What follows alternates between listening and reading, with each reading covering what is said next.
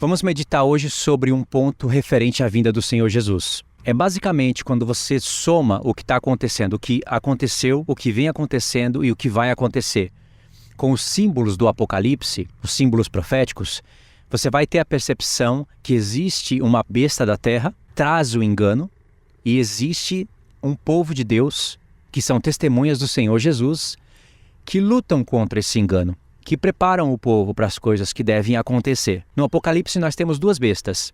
Uma besta que vem da terra, a outra do mar. Terra e mar são coisas diferentes.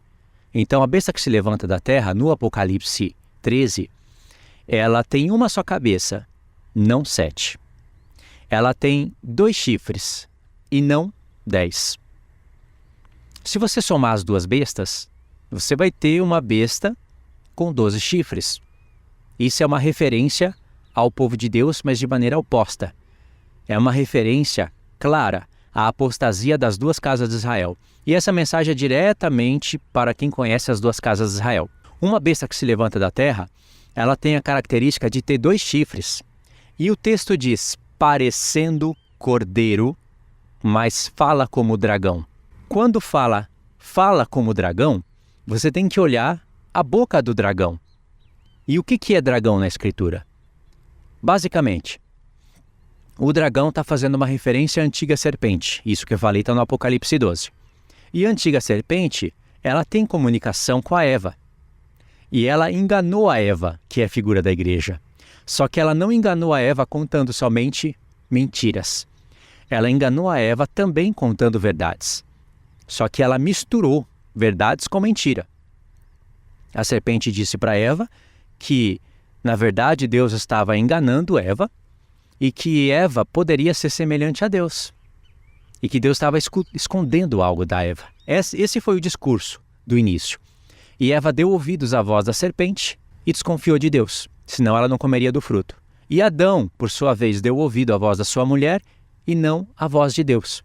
E aí Deus colocou cada um diante dele e colocou um julgamento para cada um. Esse foi o assunto inicial da palavra de Deus, em referência a falsos profetas, a falso engano, porque a antiga serpente lá foi um falso profeta para Eva, né? E esse assunto, esse mistério da iniquidade, que é um termo que Paulo usa em 2 Tessalonicenses capítulo 2, que é um dos textos chaves que nós vamos ler, esse mistério da iniquidade, ele já começou no céu, ele veio para a terra, ali no Éden. Foi a primeira etapa, o início do mistério da iniquidade na terra, e isso vai até o fim. Essa é uma revelação que também eu tenho mostrado no canal.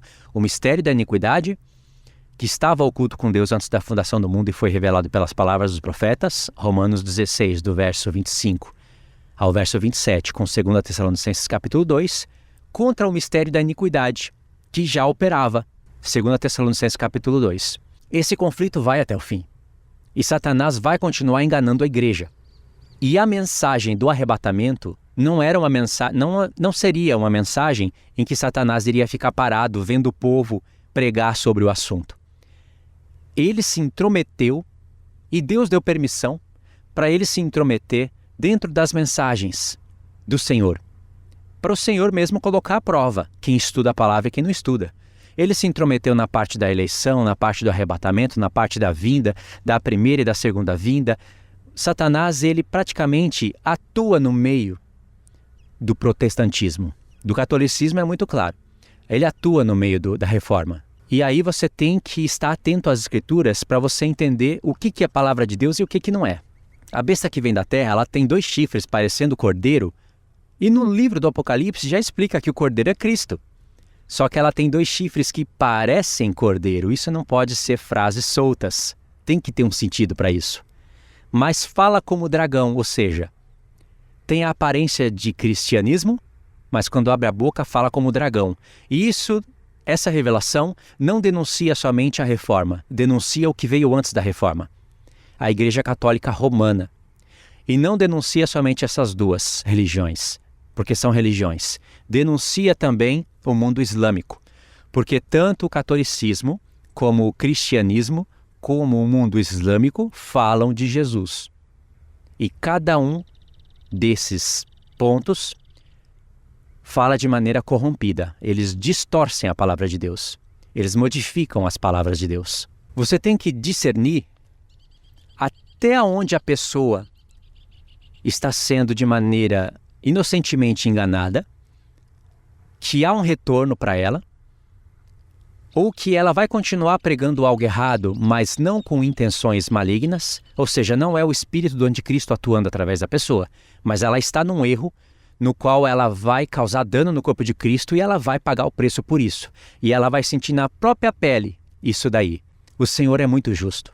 Agora nós temos tempo de paz, nós temos tempo de prosperidade em meio a guerras. Isso é uma bênção muito grande do Senhor, porque em outros lugares do mundo pessoas estão sofrendo. Ímpias ou cristãs estão sofrendo. Outros cristãos estão morrendo, dando testemunho. E nós temos tempo de paz. E muitos pastores escolhem dar ouvidos a livros e a espírito enganador e lucrar com isso do que pregar a verdade. E eles vão sentir na pele o quão amargo é se desviar do Senhor. E o quão ruim é modificar as palavras do Altíssimo. Isso que eu estou falando são termos que estão escritos.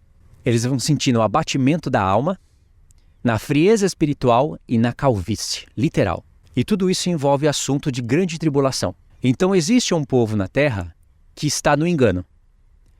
Mas há retorno para eles. Há retorno para eles tanto conhecerem a verdade e ensinar, como também há um ponto em que não haverá retorno. Eles não ensinarão a verdade. Mas por causa de outras obras que eles fizeram, de outros pontos que eles demonstraram um amor a Cristo, e se essas pessoas não causarão dano no corpo de Cristo por causa de uma mensagem distorcida, o Senhor vai levar tudo em conta e no dia do juízo vai ser definido se essa pessoa é digna de participar da primeira ressurreição ou se ela não é digna de participar da primeira ressurreição e ela está sujeita à segunda morte. Não querendo dizer que se ela não ressuscita agora, ela vá para o lago de fogo.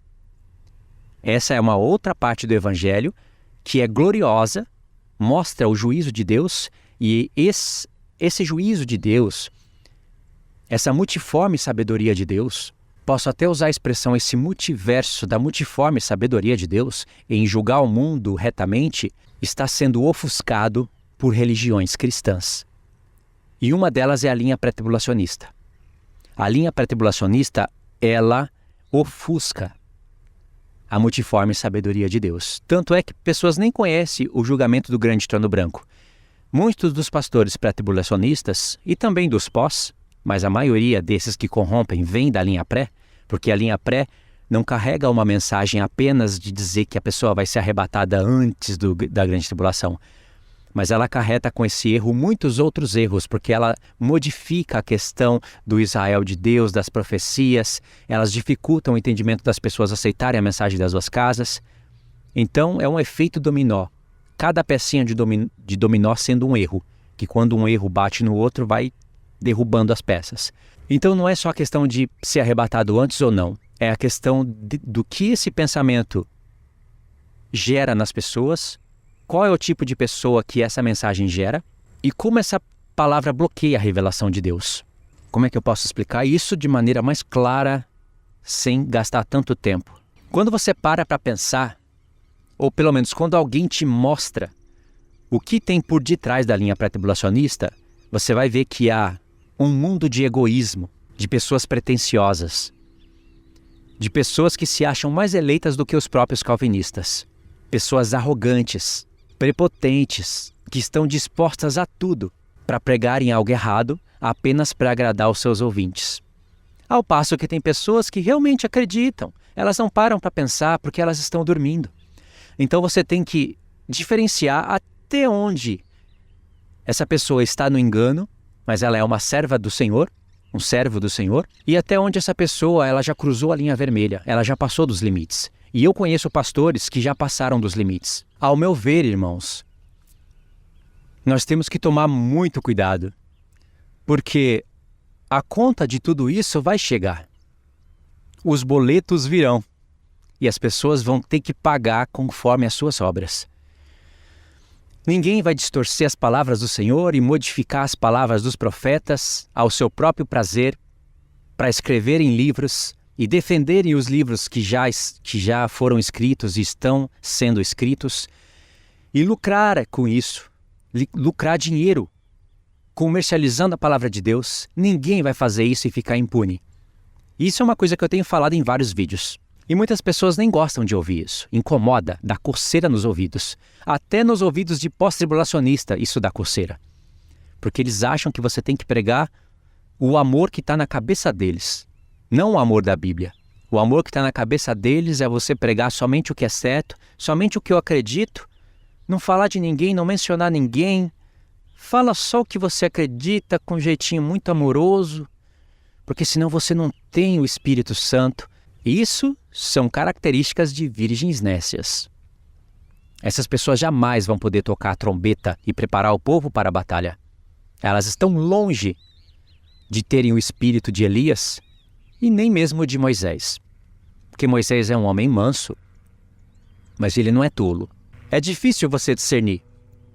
Você vai ver pastores pré-tribulacionistas que eles batem o pé em cima da mensagem pré-tribulacionista.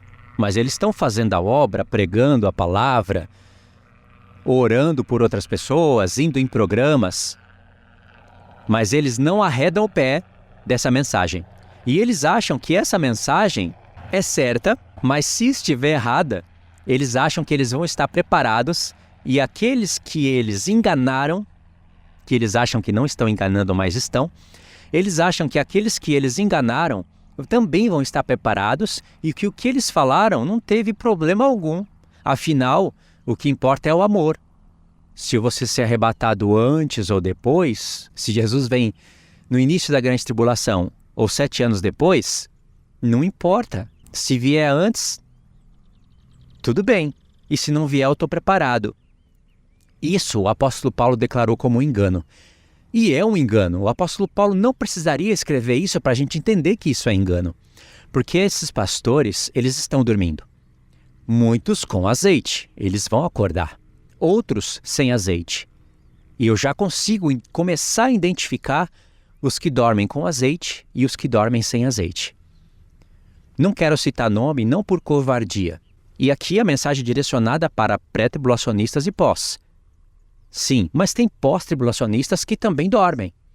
Uns com azeite e outros sem. Só que a mensagem aqui é para falar do arrebatamento da igreja. Então saiba disso.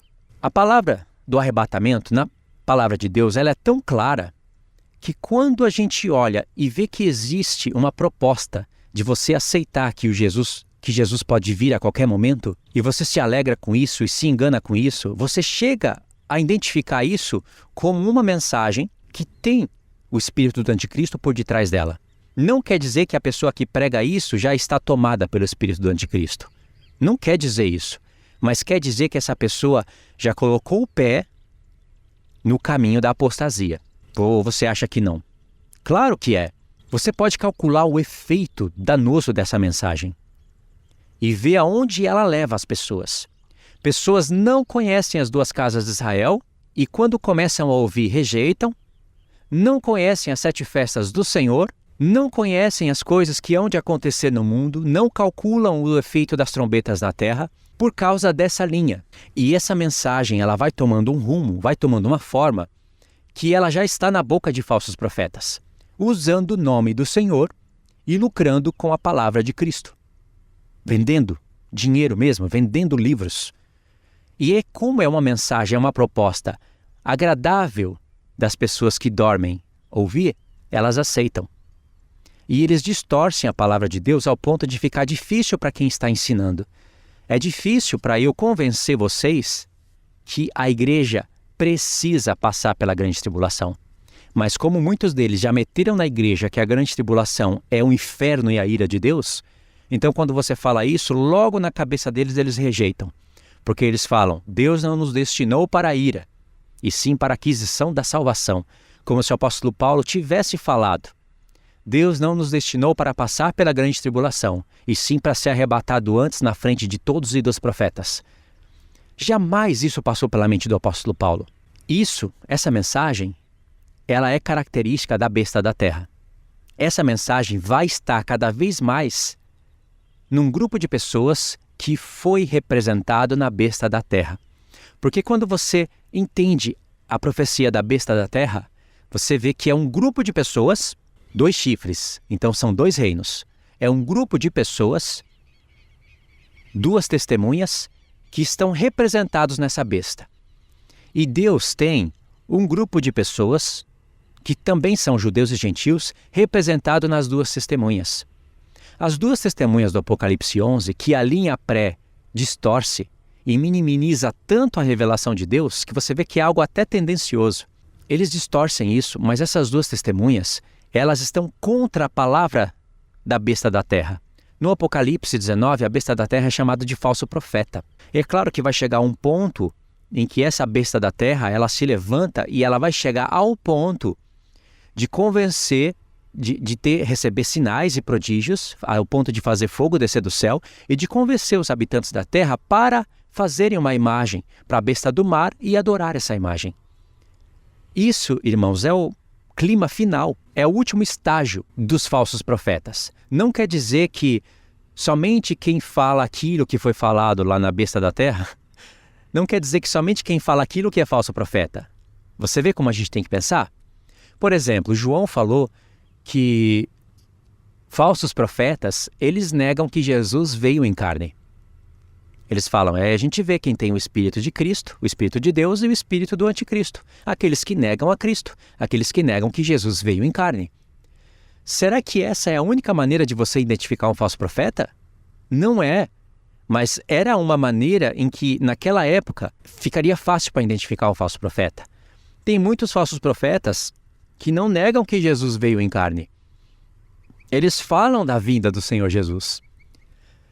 Mas aí a mensagem deles vão tomando um rumo ao ponto de distorcer a palavra de Deus. Muitos falsos profetas que fazem parte da besta da terra pregam que Jesus já veio no ano 70. Essas pessoas já cruzaram a linha vermelha. Algumas estão repetindo só porque ouviram, mas elas estão recebendo do Senhor tempo para se arrepender. Quem não se arrepender disso vai sofrer dano. Vai depender de todo um contexto das obras que elas fazem para ser julgadas lá no grande trono branco. Porque lá o grande trono branco, depois dos 1000 anos, vai determinar quem vai para o lago de fogo e quem vai para a eternidade depois do reino de Cristo. 2 Tessalonicenses capítulo 2 diz o seguinte: Irmãos, no que diz respeito à vinda do nosso Senhor Jesus Cristo e à nossa reunião com Ele, nós vos exortamos a que não vos demovais da vossa mente com facilidade, e nem vos perturbeis, quer por espírito, quer por palavra, quer por epístola, como se procedesse de nós, supondo tenha chegado o dia do Senhor. Presta atenção agora. Ninguém, de modo algum, vos engane. Significa aqui que tem pessoas que estarão enganando o povo de Deus, já estavam naquela época, e estarão no futuro enganando o povo de Deus, pessoas, espírito, enganando com palavras e com as próprias cartas de Paulo como se procedesse dele. No sentido de que alguém nessa época aqui poderia escrever uma carta no nome de Paulo, isso é uma verdade, por isso que ele fala que há uma assinatura dele em todas as cartas. Essa é uma verdade. Mas uma outra verdade é que as pessoas poderiam usar as próprias cartas de Paulo, mas modificar as palavras dele. Por isso que ele fala, ou epístola, como se procedesse de nós. No sentido de que, aqui está a carta de Paulo, mas eu posso modificar as palavras dele e distorcer, como se procedesse essas palavras dele. Então ele deixa claro, ninguém de modo algum, de todas essas maneiras que ele falou, ninguém vos engane. Por quê? Isto não acontecerá sem que primeiro venha a apostasia e seja revelado o homem da iniquidade, o filho da perdição. E aí ele continua a palavra. Os pré-tribulacionistas, eles conseguem fazer um carnaval em cima desse texto aqui. Um carnaval mesmo. Imagina aquelas batucadas e aquelas mulheres peladas dançando com aquelas enfeites, aquela festa do diabo todinha. Eles fazem esse carnaval aqui em cima, ao ponto de chegarem a dizer que a palavra apostasia significa o próprio arrebatamento. Ou seja, cruzou a linha vermelha. Um pastor desse já não está interessado na verdade. Ele está interessado em escrever novidades agradáveis aos ouvidos e vender. E é esse mesmo pastor que vai em programas falar que os eleitos de Mateus 24 são apenas judeus.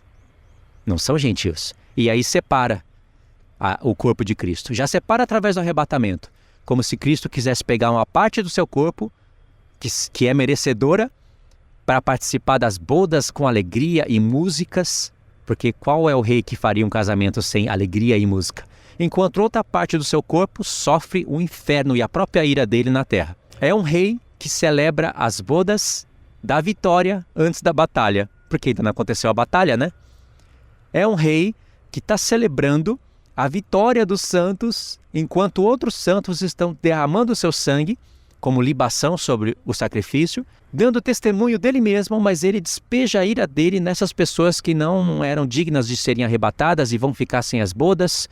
E aí um casamento no céu e um terrorismo na terra em cima do seu próprio corpo. Esse é o rei dos pré-tribulacionistas. Esse não é o rei Senhor Jesus. Esse é o rei inventado pela besta da terra, que modificam as palavras do Senhor. E aqui, o que o apóstolo Paulo está dizendo nesse texto? Talvez você não pegou o que eu estou querendo dizer aqui. O apóstolo Paulo falou assim: ninguém de modo algum vos engane, e engano é pecado, e todo pecado tem consequência. Aí porque ele diz, porque isto não acontecerá antes que venha a apostasia e seja revelado o homem do pecado. A mensagem está clara. O apóstolo Paulo está falando que a nossa reunião com ele, como ele falou no início da mensagem, o arrebatamento, a vinda do Senhor Jesus, a nossa reunião com ele não acontecerá antes que se manifeste o homem do pecado e venha a apostasia. Ao contrário, né? Vem a apostasia e se manifeste o homem do pecado. Porque é a apostasia que prepara o terreno para o homem do pecado se manifestar. Mas os pré-tribulacionistas dizem que a apostasia, muitos dizem que a apostasia significa o próprio arrebatamento e que o isto não acontecerá é referente ao dia do Senhor, que seria a grande tribulação, e não a vinda, ou seja, fica tudo desconexo e fica um apóstolo Paulo muito ruim de didaquê. Porque quando ele pode falar claramente as coisas, ele não fala. O dia do Senhor é grande tribulação, então ele não fala grande tribulação e fala dia do Senhor. Sabe, muitas coisas aqui o apóstolo Paulo poderia explicar claramente. Já que era a linha pré que estava na mente dele, a mensagem que os próprios pré-tribulacionistas falam era que o apóstolo Paulo tinha que escrever de maneira clara. Mas como o apóstolo Paulo não disse isso, então eles modificam as palavras do apóstolo Paulo e por isso eles isolam a carta como se essa carta começasse no capítulo 2. Mas essa carta não começa no 2, começa no 1. E no capítulo 1, o apóstolo Paulo deixa bem claro, mas bem claro mesmo, que a igreja estará presente na grande tribulação. Então, qual é o ponto aqui? Ainda que alguém discorde e diga assim, não concordo com isso que você está falando. Eu prefiro acreditar que o Senhor Jesus vai arrebatar a esposa dele a qualquer momento, porque, aliás, a ira de Deus não pode cair nos filhos de Deus, já caiu em Jesus. É Jesus que tem que sofrer, não nós. Eu não estou disposto a sofrer pelo Senhor Jesus. A ira já caiu nele. E a ira do pai caiu sobre o filho por causa da gente. Agora, quando é ao contrário, se a ira de Deus tiver que cair em nós por causa do filho, não. A ira de Deus caia no filho por causa de nós. Mas cair em nós por causa do filho, não. Tá vendo? Ainda que a proposta de Deus fosse essa, os próprios filhos de Deus rejeitam isso. Eles falam, Jesus estava disposto a sofrer por mim, a ira do pai, mas eu não estou disposto a sofrer por ele, a ira do pai. Essa é a esposa que quer ser arrebatada. Agora, olha onde está o coração. As pessoas esperam Jesus a qualquer momento, porque se é a qualquer momento, poderia ter sido ontem, pode ser hoje, como pode ser amanhã. E deixa eu fazer uma pergunta. Será que você não tem um membro da sua família que precisa ser salvo? Só porque você crê, então é a qualquer momento? Pode ser agora? Você nem sabe se você seria salvo se fosse agora. Talvez você poderia falar, não, se fosse agora eu seria salvo. Essa semana eu estou no jejum, eu estou numa santificação tremenda. E ano passado? E ano que vem você estará assim? A pessoa nem para pensar que tem familiares que precisam ser salvos e ela está com essa porcaria dessa mensagem. Seria irracional, seria falta de amor. Já é um desprezo ao próprio Senhor Jesus falar que não está disposto a sofrer a ira de Deus. Se precisasse sofrer, né? Porque ninguém vai sofrer a ira de Deus. A própria ira, que são os cálices da ira dele, isso não vai cair sobre os santos. Deus vai permitir que algum judeu sofra consequências da ira dele. Sofra a ira de maneira parcial, por causa do pecado deles. Isso é uma verdade que tem base nas Escrituras. Mas a própria ira de Deus cai sobre aqueles que têm a marca da besta. E que tem a marca da besta não será salvo. Então, até a palavra ira e a mensagem que tem dentro dessa palavra, ela é totalmente ofuscada pela linha pré. Para pastores pré-tribulacionistas, a ira de Deus é só a grande tribulação.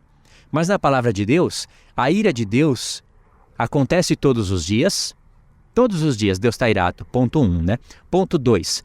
A ira de Deus, ela é derramada de maneira severa em tempos determinados. Ponto 2. Por exemplo, Deus derramou a sua ira no próprio santuário, lá no tempo de Nabucodonosor. E Jeremias fala disso, Ezequiel fala disso. E como aquele tempo seria uma figura para o tempo futuro, o Senhor, naquele contexto, começa a falar da vinda dele, da segunda.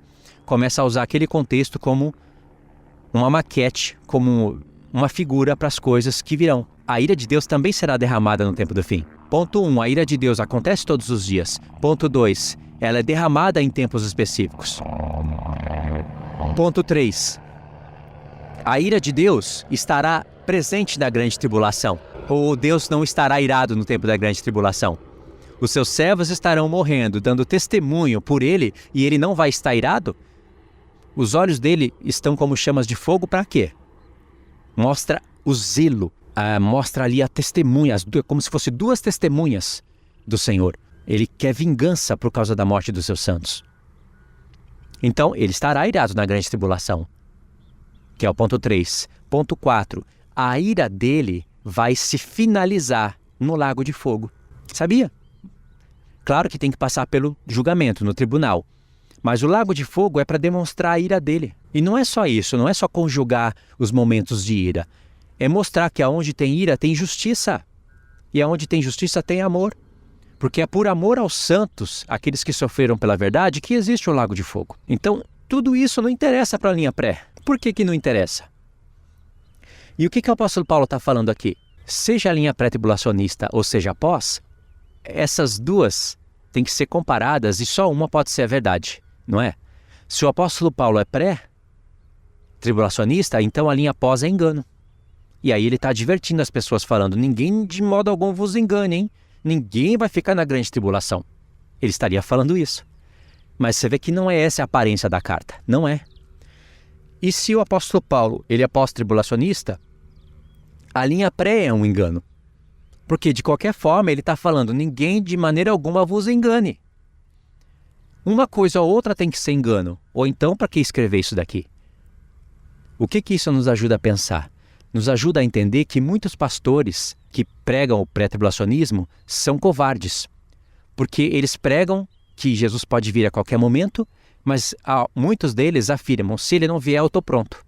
Já com medo da própria mensagem dar errado. Mas eles não querem aceitar as consequências. Que o povo enfraquece com essa mensagem. Que eles estão ensinando ao povo a pensar assim, Jesus Cristo sofreu a ira do Pai por mim, mas eu não vou sofrer a ira do Pai por Jesus Cristo, se precisasse sofrer. Eles estão colocando na mente das pessoas o seguinte, a igreja é digna de ser arrebatada na frente dos profetas. Porque quando você para pensar no efeito pré-tribulacionista, para ele acontecer de maneira coerente, a igreja tem que ser arrebatada antes da ressurreição dos profetas. Eles colocam esse tipo de justiça na mente dos filhos de Deus. É justo eu ser arrebatado na frente de muitos, porque aliás eu estava santo.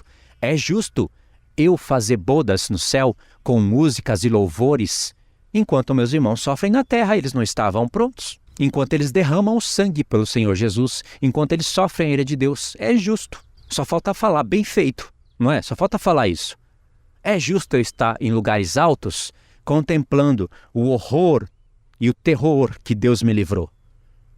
Eles vão ficar sem bodas. É corpo de Cristo, são meus irmãos, mas é justo. Aliás, eles não podem dizer que vão estar no céu e não vão olhar para a terra nesse momento. Ou o Senhor Jesus vai pôr uma venda, um pano branco e fala, nem olha lá para a terra que o negócio vai ficar feio, viu? Se alegrem aqui e celebrem. Não, eles não podem dizer isso. Ou podem, vai depender do nível de hipocrisia. Aí eles vão dizer, é justo. O Salmo 91 é fato que está falando do tempo da grande tribulação e livramento. Se o Salmo 91 é pré-tribulacionista, então, como diz o Salmo 91, O Senhor falando, os teus olhos virão e você não vai sofrer nada. Porque 1000 cairão à tua direita, 10.000 à tua esquerda, e tu não serás atingido. Aspas, porque tu estarás no céu. Ou seja, vai ver, vai contemplar. Então ninguém pode negar essa mensagem, certo? E ninguém pode falar, poxa, que horrível, hein? Quanta gente morrendo pelo Senhor. Ninguém pode falar, nossa, isso é injusto. Não, tem que falar, é justo. Tudo isso está sendo colocado na mente desse povo, que dorme, e muitos vão dormir sem azeite por isso. Quanta falta de amor, quanta falta de zelo. E acha que isso não vai ter um preço? O preço disso vai ser a calvície. O Senhor disse, haverá calva em muitas cabeças. No lugar de perfume vai ter odor, cheiro mau. No lugar de presilhas para prender o cabelo, estou falando das mulheres também, no lugar de presilha para prender o cabelo, vão ser mãos e pés amarrados. Porque quando você é preparado para o sofrimento, você não sofre depressão. Você sofre com alegria. Se tiver que sofrer, porque nem todos morrerão. Mas quando você é pego de surpresa, a sua vida desaba. Quando essas pessoas olharem e ver que o que foi falado para elas a vida toda foi uma mentira e que agora elas não sabem nem o que fazer, em questão de algumas semanas ou dias, uma depressão tão grande virá sobre a vida dessas pessoas. Elas não foram preparadas.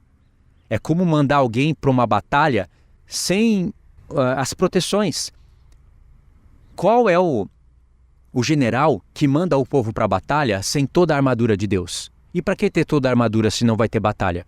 Uma pessoa sem saber usar a espada, sem ter o capacete da salvação, o escudo da fé, couraça da justiça, essa pessoa vai morrer em batalha. E a linha pré-tribulacionista vai mandar um monte de soldados para a batalha, despreparados. A linha pós não faz isso. Por mais que muitos não conheçam as 2 casas de Israel, as 7 festas, ou questões mais profundas do tempo da grande tribulação, ou a mensagem do deserto, a linha pós-tribulacionista não manda pessoas despreparadas para a grande tribulação. Sabia disso? Então, só pelo fato de você ser um pós-tribulacionista sem conhecer todas essas questões profundas, essas outras, você já vai estar preparado. Não quer dizer que por isso você não vai sofrer, ou por isso você vai ser um vencedor. Não quer dizer, mas já é um caminho andado. Você já está mais fortalecido. Como Paulo disse em 1 Coríntios 14, se a trombeta der som incerto, quem se preparará para a batalha? Se essa batalha não tem nada a ver com a grande tribulação, que batalha é essa? São as batalhas da vida? O próprio contexto mostra que não é. 1 Coríntios 14, há uma trombeta que prepara o povo para a batalha. 1 Coríntios 15, versos 50 em diante, há uma última trombeta que tira o povo dessa batalha. Você tem aí uma primeira e uma última, não tem? Entre essa primeira e essa última, tem 5 trombetas, porque a primeira mais 5 são 6 e a última é a 7ª.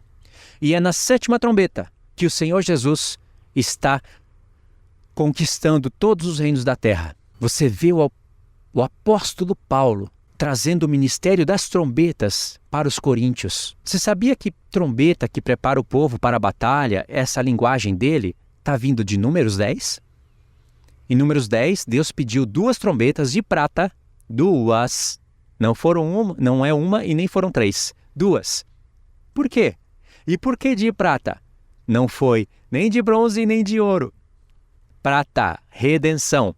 O ouro seria glorificação. Para eles darem toque de rebate. Essa palavra é profética. Essa palavra rebate, ela é traduzida em muitos textos como grito, porque é esse o sentido da palavra. E o Senhor Jesus, lá em Mateus 24, fala do grito da meia-noite. Olha como está conexo. Grito da meia-noite, que são as testemunhas do Senhor que fala, eis o noivo, isso é voz de trombeta, de rebate, porque a palavra é grito ali. Se fosse no hebraico, estaria escrito, teruah. Eis o noivo sair ao encontro, trombetas. Então vai para o encontro para receber expiação. Expiação. E depois da expiação, festa dos tabernáculos. As 3 últimas festas estão ali, em Mateus 24. Está conexo à palavra de Deus. E aí, vem pastores pré-tribulacionistas que modificam a palavra apostasia, fala que os eleitos de Mateus 24 são só judeus, vende esses livros e ainda acrescenta palavras como essa. E dá uma volta, uma volta gregoriana, pega a linguagem de Paulo, de trombetas, de festas, e ignora o apóstolo Paulo judeu, que estuda a Torá e os profetas, e diz que as trombetas ali, muito provavelmente, Paulo estaria falando a respeito de Jogos Olímpicos romanos, que acontecia no tempo dos coríntios. Então era trombetas, era muito comum ali trombetas, som de trombeta, era só uma linguagem para falar de uma trombeta de Jogos Olímpicos, que era a trombeta da vitória. E as trombetas de Deus? Não tem nada a ver com trombetas de Deus. Tem trombetas ali nas festas, mas isso daí é coisa judaica, não tem nada a ver. Paulo não está falando disso daí. Paulo está falando das trombetas dos Jogos Olímpicos. Por que isso daí? Será que ignora que Jesus veio na Páscoa? Ele morreu como asmos, ressuscitou nas primícias, enviou o Pentecoste, enviou o Espírito Santo no Pentecoste, 4 festas. E faltam as outras 3, que são trombetas, expiação e tabernáculos. E não é à toa que no livro do Apocalipse tem 7 trombetas. E a última é onde o Senhor Jesus está tomando posse de todos os reinos da terra. Ali que o Senhor Jesus está tomando posse, porque é só quando toca a última que está escrito: passaste a reinar, todos os reinos do mundo vieram a ser seu, e passaste a reinar. Como que um rei iria estar celebrando a vitória antes de tomar posse dos reinos do mundo? E se ele não tomou posse dos reinos do mundo antes da 7ª trombeta, significa que os reinos do mundo estavam reinando e fazendo mal aos seus santos. Vocês entenderam que essa mensagem, da maneira como ela foi tomando rumo e como ela é pregada hoje, ela está tomando uma característica de besta da terra? De mensagem de besta da terra? Vai chegar um momento em que o sono vai ser tão grande e que a corrupção vai estar evoluindo de maneira tão grande que essas mesmas pessoas, falando de Cristo, vão querer que as pessoas adorem o sistema. Porque a besta, a imagem da besta é o sistema. Olha só, Apocalipse, capítulo 19. Olha o que diz. Vamos ler do 1 ao 10. Já para finalizar. Depois destas coisas, já começa assim. Aqui eu anotei 5 pontos. Deixa eu destacar, porque a leitura vai ter mais valor assim. Depois dessas coisas, é um ponto importante nessa leitura. Ponto 2. Julgou a grande meretriz. Ponto 3. Vingou o sangue dos santos. Ponto 4. Passou a reinar. Ponto 5. Chegou às bodas. Olha a sequência. Isso daqui está em sequência. Anota essas 5 expressões dentro do Apocalipse 19 e você vai ver claramente o erro da linha pré. Apocalipse 19. Depois dessas coisas... Que coisas? No Apocalipse 18, o Senhor mostrou a grande meretriz sendo julgada. Ouvi no céu uma grande voz de numerosa multidão dizendo: Aleluia! A salvação e a glória e o poder são do nosso Deus. Porquanto verdadeiros e justos são seus juízos, pois julgou a grande meretriz, que corrompia a terra com as suas prostituições, e das mãos dela vingou o sangue dos seus servos. Olha que expressão valiosa. Segunda vez disseram: Aleluia! E a fumaça sobe pelos séculos dos séculos. Os 24 anciãos e os 4 seres viventes prostraram-se e adoraram a Deus, que se acha sentado no trono, dizendo: Amém, Aleluia. Saiu uma voz do trono, exclamando: Dai louvores ao nosso Deus, todos os seus servos e os que temeis, pequenos e grandes. Então ouvi uma como voz de numerosa multidão, como de muitas águas. Pega essa expressão dentro do Apocalipse que você vai ter uma revelação extra aqui. Muitas águas. Como de fortes trovões. Pega essa expressão trovões que você vai ter um outro leque de revelação. Eu não vou fazer isso nesse vídeo. Muitas águas e trovões. Tem a ver com a voz dos 7 trovões, que tem a ver com os filhos do trovão. Dizendo, tenta escutar, tenta imaginar agora um mar fazendo aquele barulho de muitas águas e trovões. Dizendo: Aleluia! Escuta a voz desse trovão. Pois reina o Senhor nosso Deus, o Todo-Poderoso. Alegremo-nos e exultemos e demo-lhes glória. Por quê? Já que o Senhor reina, já que ele vingou o sangue dos seus santos, não tem ninguém morrendo mais. Já que ele julgou a grande meretriz, são chegadas as bodas do Cordeiro, cuja esposa a si mesmo se ataviou, pois lhe foi dada a vestir-lhe de linho fino, resplandecente e puro, porque o linho finíssimo são os atos de justiça dos santos. Então ele me falou, escreve, bem-aventurados aqueles que são chamados às ceias das bodas do Cordeiro. E acrescentou, são estas as verdadeiras palavras de Deus. Pega essa expressão aqui, as verdadeiras palavras de Deus, e segue ela dentro do Apocalipse. Uma outra revelação extra. Você vê que eu destaquei 3 aqui, né? E isso vai te levar para os profetas. As verdadeiras palavras de Deus são essas. As verdadeiras palavras de Deus não são aquelas que os pré-tribulacionistas pregam. E aí, a partir do 10, na verdade, a partir do 11, né? Então vamos ler o 10. Prostrei-me ante os seus pés para adorá-lo. Ele, porém, me disse, bom, aqui é uma repreensão que o anjo vai dar para João, por causa da gloriosa revelação. A partir do verso 11, o Senhor vai usar a ferramenta analepse, onde ele vai voltar na história para mostrar o que aconteceu para que esses santos alcançassem essas bênçãos, para que essas verdadeiras palavras de Deus fossem cumpridas. Então, o Senhor julgou a grande meretriz. O Senhor vingou o sangue dos seus santos. Se a igreja foi arrebatada antes e tem santos morrendo na terra, então não vingou coisa nenhuma. Tem sangue sendo derramado ainda. Mas aqui diz que vingou.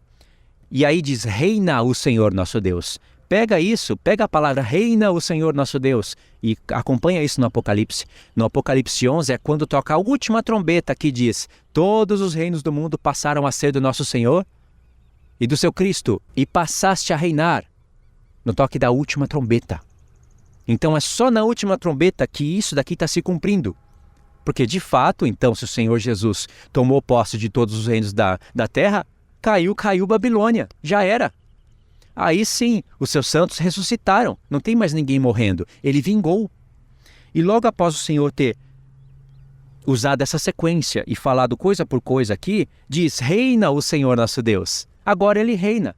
E com o reino dele, com ele, agora com cetro de ferro, ele vai despedaçar as nações que não lhes obedecem. E os santos vão ser participantes disso. E aí diz, chegou as bodas. Mas o que essa mensagem da besta da terra faz? Ela chega lá no Apocalipse, essas pessoas chegam lá no Apocalipse 4, vê João sendo arrebatado e fala, ei, foi a igreja que subiu. E aí olha só que revelação. Do Apocalipse 4 até o 19 não aparece mais a palavra igreja. Por quê? Porque significa que a igreja foi arrebatada antes da grande tribulação. Olha o tipo de mensagem que eles enxergam. E aí no Apocalipse 19 eles fingem que isso daqui não está sendo falado, que essas expressões em sequências não têm coerência e que o Senhor Jesus pode passar a reinar antes dele tomar posse dos reinos da terra, que ele pode comemorar a vitória antes da batalha, que ele pode celebrar as bodas antes de vingar o sangue dos seus santos que estão testemunhando por ele, e que ele pode fazer as bodas antes do momento determinado. Toma cuidado com essa mensagem, porque a besta da terra tomou posse dessa mensagem. E lembra, a besta da terra é falso profeta.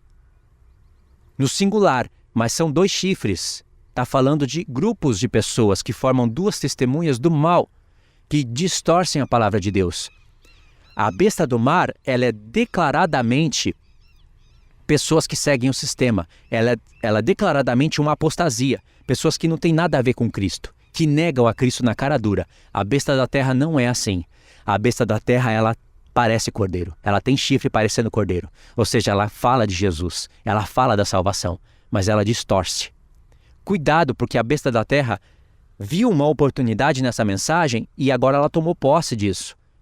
E pessoas que pregam isso, e elas cruzarem a linha vermelha, e elas passarem daquele tempo determinado que foi dado para elas se arrependerem, e elas não se arrependerem e continuarem a causar dano no corpo de Cristo, elas vão fazer parte desse ministério, e elas vão receber as punições. Muitos deles, como eu disse no vídeo, e não vou poder concluir isso aqui, eles vão ter calvície, depressão profunda. Quando eles virem os membros da sua família enfraquecidos e sem poder algum de testemunhar o amor do Senhor, e por isso aceitarem a marca da besta. E muitos até participarem e para convencer outras pessoas a participarem do sistema da besta. Ou seja, da imagem que controla os homens. Entendeu, irmãos, o perigo disso? Por isso que as testemunhas do Senhor têm que se levantar e têm que anunciar a verdade, não somente nesse ponto, mas em todos os demais pontos. Esse é um dos principais. Tá bom? Espero que isso seja de proveito para vocês. Queria que vocês também compartilhassem esse vídeo com irmãos pré-tribulacionistas. Como eu disse, tem pessoas que pregam o pré-tribulacionismo porque estão sendo enganadas. Estão enganadas. Elas não cruzaram a linha vermelha. Elas não são aqueles pastores que são declaradamente falsos profetas. Porque tem pastores que pregam isso e não são falsos profetas, mas eles podem vir a ser. Eles podem se tornar. Quando você percebe isso e você sabe conjugar essas coisas e entender que isso que eu estou falando é uma realidade, as coisas ficam claras para você. E você fica ali atento, você acaba tendo discernimentos de espírito, treinando para você ter isso. Você acaba recebendo do Senhor porções mais avançadas do espírito de profecia. Porque nós temos que ter o espírito de justiça e o espírito purificador, que está em Isaías 4. É assim que o Senhor Jesus vai lavar as imundícias de Jerusalém, com espírito de justiça e com espírito purificador. Porque essa mensagem que eu estou falando aqui, ela provém de 3 coisas. O espírito da profecia, que está em Apocalipse por 2 vezes, né? O espírito da profecia é o testemunho do Senhor Jesus. O espírito de justiça, porque isso que eu estou falando aqui provém de justiça. E o espírito purificador, que lava as imundícias. Então sim, o que eu estou falando aqui provém disso daí. Espírito da profecia, espírito de justiça e espírito purificador. E poderia ir mais. Baseado em outros vídeos que eu falei, provém do espírito da fé, o espírito da misericórdia. E tem aqueles 7 espíritos de Isaías. Você tem que ter isso. Se você quiser ser participante das testemunhas do Senhor, que tem o testemunho de Jesus, que é o espírito da profecia. Aliás, essa questão do espírito da profecia está no próprio Apocalipse 19, verso 11, que é o texto que eu parei. Vi o céu aberto e eis um cavalo branco, e o seu cavaleiro se chama verdadeiro, é fiel e verdadeiro e julga e peleja com justiça. Prostrei-me ante aos seus pés para adorá-lo. Ele, porém, me disse, vê, não faças isso, sou conservo teu e dos teus irmãos, que mantêm o testemunho de Jesus, pelo qual João estava preso, né? Ele fala que estava preso pelo testemunho de Jesus. Adora a Deus, pois o testemunho de Jesus é o espírito da profecia. E logo após ter usado esse termo, vem, vi o céu aberto, e eis um cavalo branco. O seu cavaleiro se chama fiel e verdadeiro. Por que essas expressões? Você vai ver aqui que os exércitos do céu vão estar agora preparados contra os exércitos da terra. Por que isso? Porque aqui o povo foi arrebatado. Então agora o Senhor tomou posse de todos os reinos, porque aqui tocou a última trombeta, e agora vai despedaçar os reinos da terra. Vai prender os que ficarem vivos, vão ser julgados e lançados no lago de fogo. E aí então, depois que um rei vinga a morte dos seus santos, depois que um rei toma posse dos reinos da terra, depois que ele coloca cada coisa no seu lugar, aí faz sentido repartir os despojos. Aí vem, de fato, a parte das bodas, de alegria. Ninguém ficou para trás. Tá vendo? Isso se chama espírito da profecia, tá? Deixa os comentários, compartilha o vídeo. Vai no meu canal, tem as playlists do arrebatamento. Algumas eu destaco nos meus comentários fixos. E não se esqueça, leia o meu comentário fixo, porque ali eu acrescento detalhes. Coloco os textos, faço um resumo, acrescento coisas, ou eu corrijo alguma coisa. Meu comentário fixo é importante ler também, tá? Se não tiver, espera que eu atualizo. Então é isso. Fiquem na paz. Deus abençoe.